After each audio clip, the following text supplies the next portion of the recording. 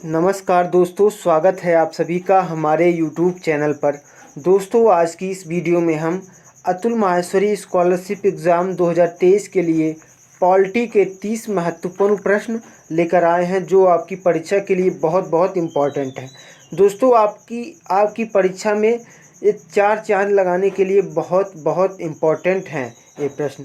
तो आपकी परीक्षा में 46 छात्रवृत्तियाँ हैं। हर साल 36 छात्रवृत्तियाँ रहती थी, लेकिन अब की बार 46 छात्रवृत्तियाँ हैं, तो आपका सिलेक्शन का चांस भी बहुत ज़्यादा है। तो दोस्तों, इस बार आप इन छात्रवृत्तियों को खोइएगा मत, क्योंकि आपके लिए ये छात्रवृत्तियाँ बहुत काम आने वाली हैं। तो वीडियो को स्टार्ट करते हैं बिना किसी देरी के। पहला क्वेश्चन है, अस्थायी लोकसभा अध्यक्ष को क्या कहते हैं? तो अस्थायी लोकसभा अध्यक्ष को प्रोटेम स्पीकर कहा जाता है। अगला क्वेश्चन है, 10वीं अनुसूची अर्थात दल बदल के आधार पर लोकसभा के सदस्यों की अयोग्यता से संबंधित प्रश्नों का निर्णय कौन करता है?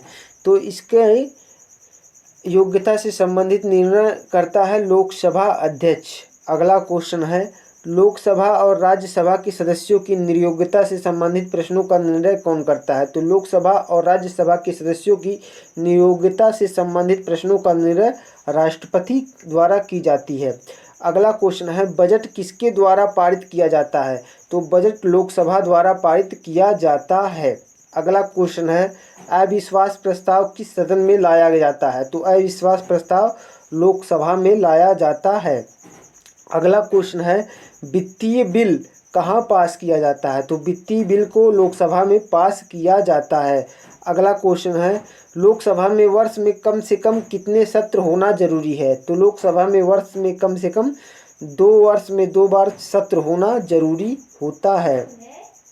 अगला क्वेश्चन है, लोकसभा के लिए प्रथम आम चुनाव कब हुआ था? तो लोकसभा के लिए प्रथम आम चुनाव हुआ था 1952 में। अगला क्वेश्चन है, भूतपूर्व संसद सदस्यों को पेंशन व्यवस्था कब लागू की गई थी? तो भूतपूर्व संसद सदस्यों को पेंशन व्यवस्था 1976 में लागू की गई थी। अगला क्वेश्चन है, लोकसभा का सदस्य बनने के लिए न्यूनतम आयु कितनी होनी चाहिए? तो लोकसभा का सदस्य बनने के लिए न्यूनतम आयु होनी चाहिए 25 वर्ष। अगला क्वेश्चन है, किस संवैधानिक संशोधन द्वारा मत देने की न्यूनतम आयु 18 वर्ष कर दी गई?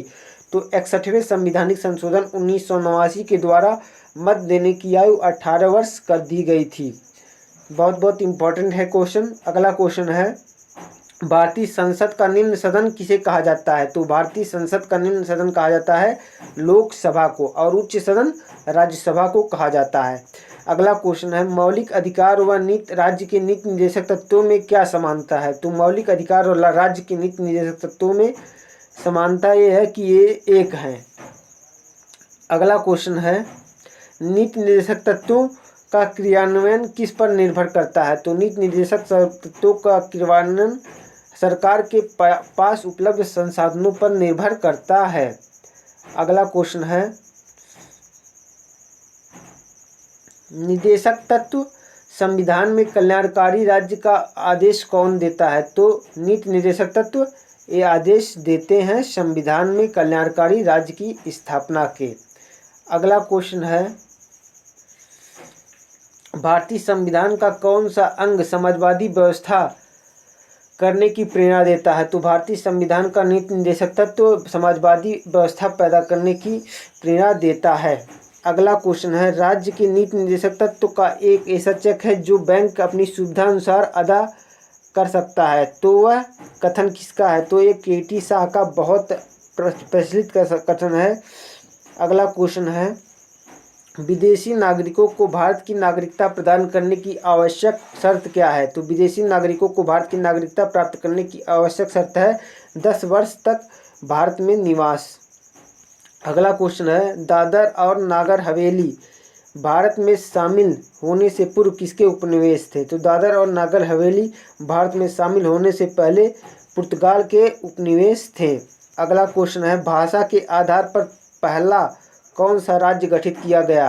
तो भाषा के आधार पर आंध्र प्रदेश सबसे पहला राज्य गठित किया गया था। अगला क्वेश्चन है, संविधान की आत्मा किसे कहा जाता है? तो संविधान की आत्मा कहा जाता है प्रस्तावना को। अगला क्वेश्चन है, संविधान का रक्षक किसे बनाया गया है? तो संविधान का रक्षक बनाया गया है उच्चतम न्यायालय को।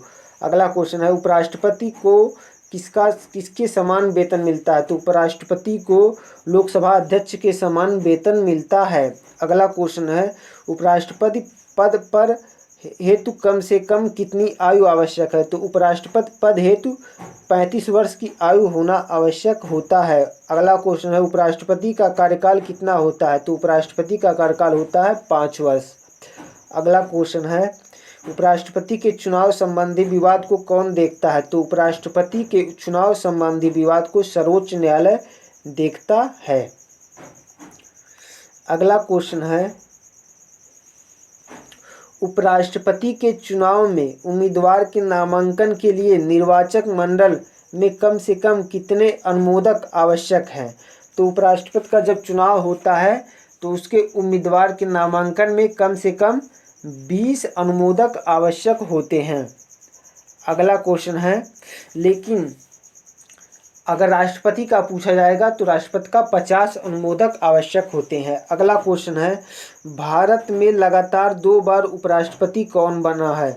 तो भारत में लगातार 2 बार उपराष्ट्रपति बनने वाले हैं सर्वपल्ली राधाकृष्णन। सर्वपल्ली राधाकृष्णन लगातार 2 बार उपराष्ट्रपति बन चुके हैं। अगला क्वेश्चन है, किस सदन में उपराष्ट्रपति को पदच्युत करने का अधिकार प्रस्ताव रखा गया है? तो राष्ट्रपति को राज्यसभा में पदच्युत करने का अधिकार रखा गया है, यानी कि प्रस्ताव रखा गया है।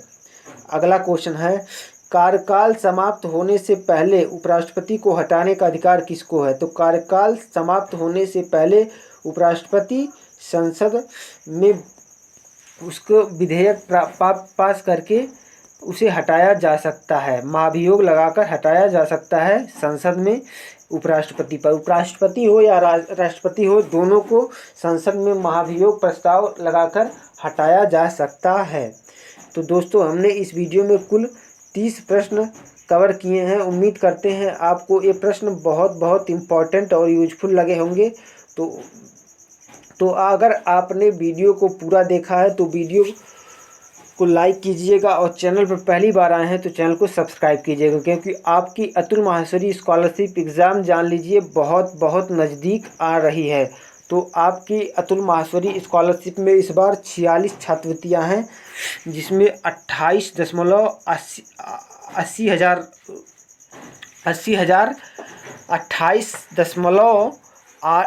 लाख छात्रवृत्तियाँ हैं इस बार। तो 46 बच्चों में वितरित की जाएंगी। आपका सिलेक्शन का चांस बहुत अच्छा है यदि आप पढ़ने में अच्छे विद्यार्थी हैं तो उम्मीद करते हैं आपको ये सेशन बहुत ही इम्पोर्टेंट लगा होगा। तो मिलते हैं नेक्स्ट वीडियो में, तब तक के लिए जय हिंद जय भारत।